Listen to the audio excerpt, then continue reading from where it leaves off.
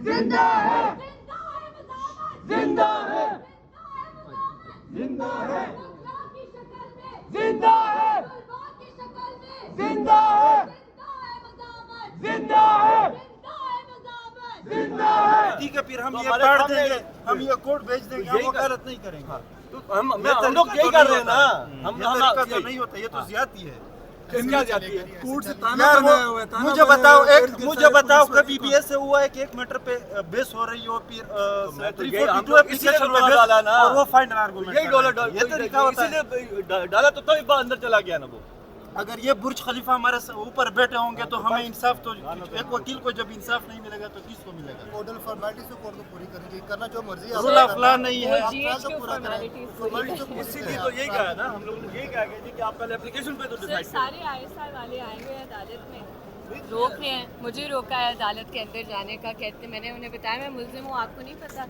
ISI वाले क्या करें अदालतों में, पागल हो गए हैं वो। जी मैडम बताइएगा, हादी भाई भी इस वक्त हमारे साथ मौजूद हैं, हादी अली चट्टा साहब। आज अदालत में क्या कार्रवाई हुई? काफ़ी नारेबाजी भी आज हमने सुनी, तो इस आज ज़रा अहवाल बताइएगा कोर्ट रूम में क्या हुआ।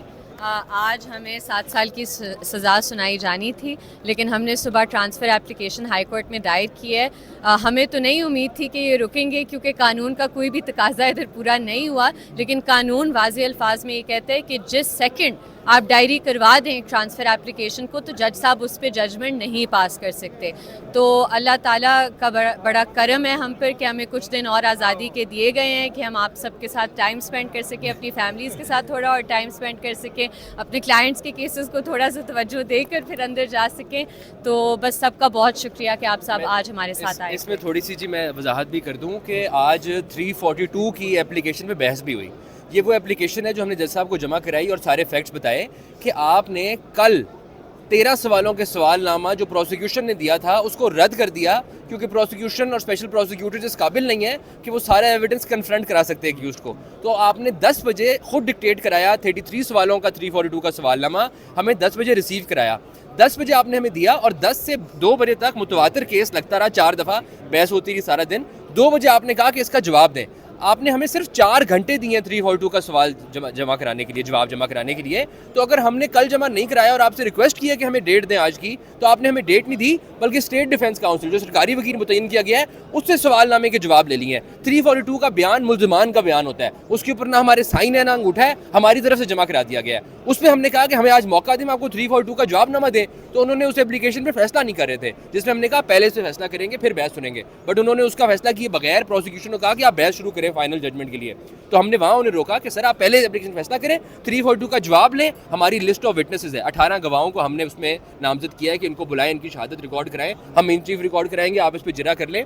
उस पर अभी फैसला नहीं हुआ, वो टीए की वजह से आज उन्हें एडजर्न करना पड़ा कि अब जब टीए पेंडिंग है इस्लामाबाद हाई कोर्ट में, तो बाय ऑपरेशन ऑफ लॉ जब तक टीए पेंडिंग होती है फाइनल जजमेंट नहीं दे सकती ट्रायल कोर्ट। अच्छा, हाई कोर्ट से क्या उम्मीद है? हाई कोर्ट से इसको आगे अल्लाह ताला से पहले भी आप लोग हाई कोर्ट गए, सुप्रीम कोर्ट भी गए हुए हैं, कोई वहाँ से कोई है?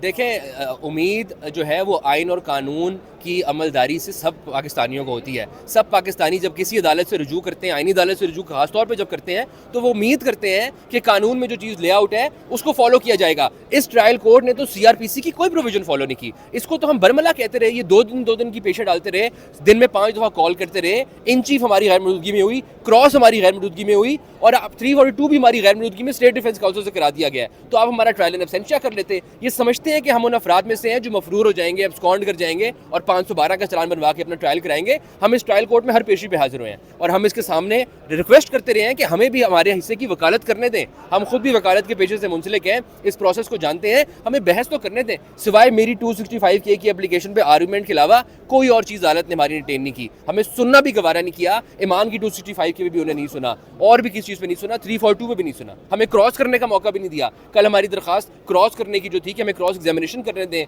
पीडब्ल्यूज के ऊपर, वो भी अलाउ नहीं की। वो क्रॉस एग्जामिनेशन भी एक ही दिन में स्टेट डिफेंस काउंसिल से करा ली गई। 30 मिनट में एक शख्स तकरीबन आज ऐसा लग रहा था कि आज फैसला हो जाएगा, उससे 12 घंटे पहले एक व्लॉग करता है और उसमें बताता है कि 7 साल सजाएं होंगी हमें पता है। आपको बल्कि उसने रिहाई भी दिलवाई थी, मैडम साहब के मुतालिक कहा था कि उनको ये तो मेरा ख्याल से अल्लाह ना करे जी ऐसा हो कि ईमान को जेल भेजा जाए और मुझे ना भेजा जाए। तो वो जो शख्स है उस शख्स का नोटिस मोहम्मद अदल मुजोका साहब को लेना चाहिए कि वो बैठ के एक वीलॉग में बताता है कि क्या ऑर्डर देंगे, उसको पहले से पता है क्या ऑर्डर देंगे, और वो भी इस्टेब्लिशमेंट का टाउट है अगर आप हसन अयूब की बात कर रहे हो तो। आज आप केक भी लाए थे, वो केक बर्थडे एसोसिएट्स ने जी और जो वकला बरादरान है सारे, उन्होंने बहुत मेहरबानी की कि उन्होंने कहा कि 31 दिसंबर को आपकी सालगिरह है, 28 दिसंबर को हमारी शादी की दूसरी सालगिरह है, तो आप जेल जा रहे हैं तो हमारे साथ केक काट लें, पता नहीं वहाँ मौका मिले ना मिले। इस केस का आखिरी सवाल है, इस केस का मुस्तकबिल, अभी आप हाई कोर्ट जा रहे हैं, दोबारा से मंडे को समाअत है, मुस्तकबिल आप क्या देखते हैं, आपको क्या लग रहा है, वकील हैं आप, पेश होते रहे मौजूदा? देखिए हमें बता दिया गया है, हमें जब पर्चा दर्ज हुआ था बता दिया गया था कि आपको 7 साल के लिए हम जेल में डालेंगे, बट हम समझते हैं बड़ी फ़ख्र की बात है कि इस्टेब्लिशमेंट को इस चीज़ का इल्म तो एटलीस्ट है कि कुछ ऐसे लोग भी हैं, ऐसे अफराद भी हैं जिन्हें ना खरीदा जा सकता है, ना डराया जा सकता है, उनको जेल में डाला जाएगा एक झूठे पर्चे के अंदर, तो वो अपने काम से हटेंगे। अच्छा, जितने दिन आप लोगों को मिल गए, आप लोग कह रहे हैं कि आज़ादी के, तो क्या करेंगे, क्या मसरूफियात होते रहे हैं कि क्योंकि आप KFC भी जाना पसंद करते हैं? नहीं KFC तो बिल्कुल नहीं मैं जाना पसंद कोयटा करती, कैफे जाती हैं। कोयटा कैफे जाएंगे हम। और देखें बस फैमिली, अब देखें जो ज़ाहिर सी बात है हमारी फैमिलीज़ हैं, उनके लिए ये बहुत एक मुश्किल चीज़ थी इसे एक्सेप्ट करना, लेकिन अल्हम्दुलिल्लाह उन्होंने भी इस चीज़ को एक्सेप्ट कर लिया है और अल्लाह ताला हिम्मत देने वाला है। हम लोगों के साथ जितना टाइम गुजार सकते हैं अंदर जाने से पहले हम गुजारेंगे इंशाल्लाह। जी देखें, दो बातें मैं करना चाहूँगी। सबसे पहले कि कल जो सहाफ़ी नादिर बलोच साहब के साथ किया गया, क्योंकि वो इस ट्रायल की कवरेज कर रहे हैं, उन पर आप कह सकते हैं किस्म का हमला किया गया, उन्हें डराने धमकाने की कोशिश की गई, उनकी गाड़ी रोड से उतारने की कोशिश की गई, तो हम इसकी पुरजोर मजम्मत करते हैं और नादिर बलोच साहब को सलाम पेश करते हैं उनकी जो बाहिम्मत सहाफ़त है उसके लिए। दूसरी बात जो मैं आप सबको बताना चाहती हूँ कि कल एक बच्चा इधर आया हुआ था इस्लामाबाद कचहरी में, आज़म उसका नाम है, उसका भाई सईदुल्लाह बलोच 8 जुलाई से इस्लामाबाद से जबरी तौर पर लापता है।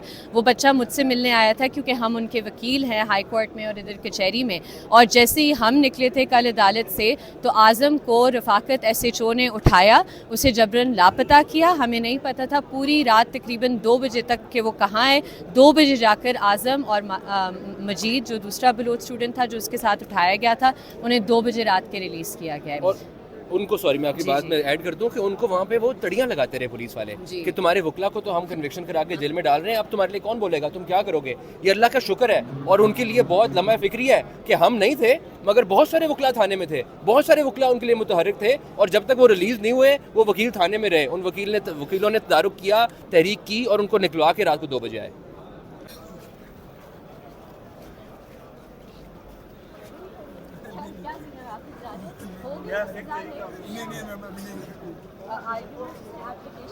उसने कहा मैं डिसाइड करूंगा, वो जो अंदर जा रहा था उसने यही बात की, जज ने यही बात की मैं डिसाइड करूंगा केस को। हाँ बस ये केस नहीं, ये नहीं पता 340 को उन्होंने कहा, बस जो भी है, लेकिन उसने ये नहीं कहा 342 को मैं डिसाइड, उसने कहा मैं डिसाइड करूंगा। आई थिंक मंगवा लेते हैं।